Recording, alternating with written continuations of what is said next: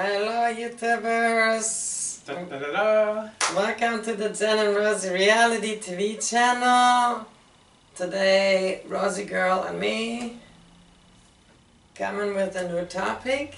Yeah, we were at dinner tonight and we started getting into a little bit of a discussion about, you know, when Jen goes around, and we're going to talk a little bit about, I know, one of our favorite topics, meeting people, romance, dating on the channel. But Jen said when you're out in your wheelchair, you get hit on a lot. Because I think it's because you're a pretty girl and guys want to come up to you and talk to you. I mean, if you're pretty, guys are going to come on to you and all that. Jen seems to feel surprised that being in a chair, that somehow it would be a deterrent. So you were thinking to yourself today, if they're coming up to me and I'm in a wheelchair, Right.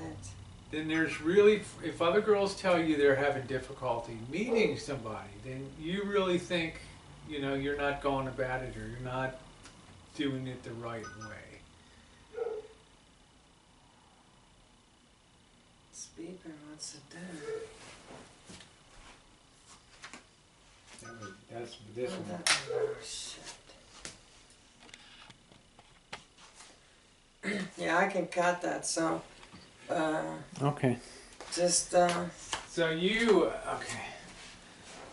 said if they're not meeting anybody, is that because we see a lot of girls complain on social media day in and day out, even on places like Adult Friend Finder, where, you know, one girl lives down in San Jose. She's moved up here temporarily from Florida, and she's whining that she can't meet people in the Bay Area, yet Janet offered, you know, to host her to come over and stuff, and she said, oh, it's probably going to be a booty call or something like that. Well, maybe not.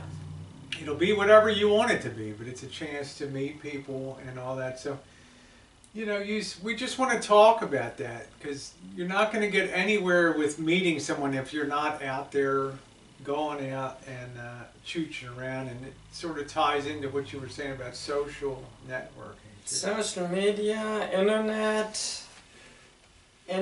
social media, trying to find friends and meet people is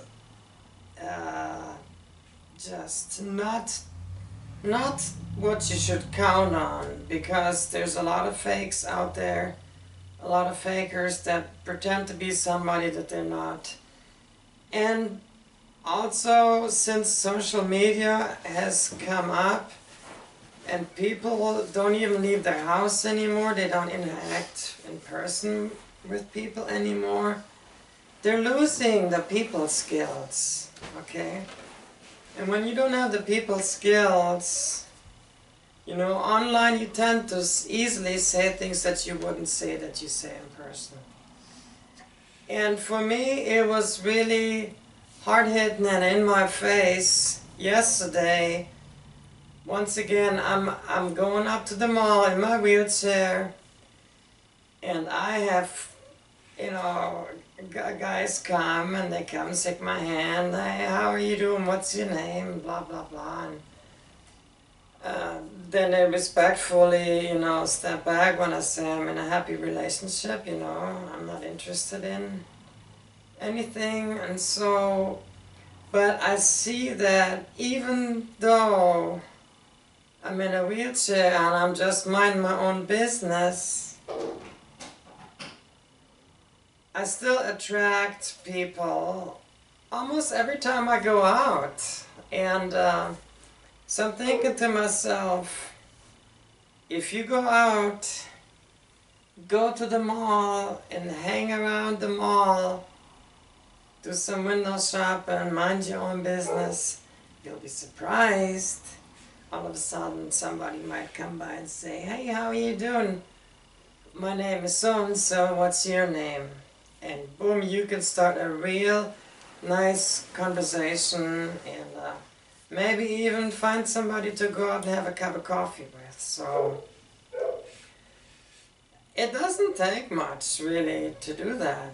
I mean, Well, my concern with that, and I told Jen we might argue the point a little bit tonight, would be you have fixed, and not you in particular because you're post-op, but for us, you know, and I also have the experience of, you know, guys, you know, they're always, you know, they're hitting on me, they're hitting on you a lot, but the point is, at one point, you know, even if you think about a relationship or going out and having fun, and I'm not talking, maybe I'm thinking more about dating, but, you know, you have to cross that big Himalayan mountain of I'm a pre-op transgender girl, you know, and therefore you get in a situation where sometimes it may not have such a good outcome in that case. So I think in a lot of ways, maybe some girls are reluctant to meet people just because they see that potential mountain in front of them.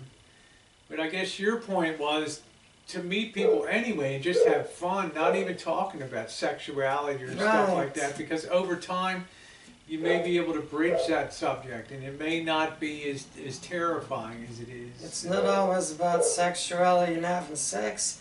It's about going out, interacting with people, having a good laugh. Maybe even saying, hey, let's have a cup of coffee together, and then you might go each separate ways after that, never see each other again, but you had a good hour with some stranger. There's not such a stranger and then, anymore, you know, for 1 hour your paths cross, you have a good time, and your paths separate again. It doesn't necessarily have to be that, boom, here you run into somebody and that will be your so you're saying it doesn't have to be a binary. It's not an either or. It's not on or off. It's not black and white. We don't have to have sex. You know, you're right. And this is the fall down. I think a lot of girls that are transgender have. One of the weaknesses that we have, and I know I think about this stuff a lot too, is a lot of our thinking comes down to sexuality because ours is a gender change, you know, and sexuality is a lot at the core of what drives us to do what we do. And sex and sexuality is going to be at the forefront, not having sex, but thinking about how other people will see us in the world and things. And a lot of times I think that causes girls to gear back and be very reticent to get out there. And a lot of them, I know, don't want to have anything to do with the dating scene until, you know, they're comfortably post-op and pushed away from the dock, so to speak, and underway. So, but that's 70% of us aren't going to be doing that. You know, we're going to be living life. So. Real life does not revolve about what you have in your pants. Real life is about having conversations, having social interactions from one person to another, face to face. I think that a lot of people, and now even the new generation, probably has never even really encountered what it is like not to have social media and being out in the real world all the time, meeting people. Yeah, in some ways it's been a positive because it can be shits and giggles and fun, but in some ways it's a negative too because when you see younger people losing the ability to socially interact with each other, you see that degree of awkwardness when they're together and everybody's down on their phones texting and messaging. It's really it's like eye to eye. Yeah. Eye to eye, when you look somebody in the eyes, the eyes tell a lot about a person. On the internet, when you text somebody a text and they text you a text back and you see maybe a picture that maybe is them, maybe is not them, that is not the same as running into somebody and then, you know, getting together for a coffee and just sitting on a table in a restaurant, drinking our coffee. Learn to be sociable as a woman, you know, without making that mental leap towards a sexual hookup and stuff like that. Sometimes it's hard for us to escape sort of that male dynamic of why are we meeting, because maybe when we were guys before, you know, we were seeking the promised land and stuff. Now when you're a girl, you have to sort of gear down and change your thinking a bit and build a more social, graceful sort of demeanor about yourself. And you can find it very fulfilling too. just to be out and engaging and doing things and involved. Yep, so I go into the store sometimes and I have females, I have males randomly that will draw me into a conversation about just random stuff. And it feels good to be out and be able to talk to a total stranger about the price for the bread went up. Yeah, especially when you're in a wheelchair, because you feel like you have full acceptance. And I know out here in California, it's like nobody thinks twice when they, it's like they don't even see that. They see you, and what's up front first and foremost. But, that's a good thing. But I guess Jen and I are just trying to say that don't let it be a very binary thing that you have to automatically think about that sexual encounter potentially of meeting someone. Think about having some good times. Think about seeing a movie, going bowling or going to a club or something. It doesn't always have to default to, that's the final be all and end all and stuff for getting together. So Jen says we got to do these things because she cares about you guys, and we both do, and we get a lot of comments. We got a lot of mail from girls that ask, what am I doing right, what am I doing wrong, and it comes so easy for you girls to meet people. I think it's because we do look at it as the social aspects of things, and we don't try to read more into it on a first level. Yeah, don't overanalyze. Yeah. Perfect. And this comes from somebody that overanalyzes most everything in life. No. When you go out there. You? My little Einstein genius here. When I go out, I'm just being me, living life. Yeah, you have a very engaging personality and you're friendly to everybody, and it helps a lot. Your first instinct is not to draw back from people.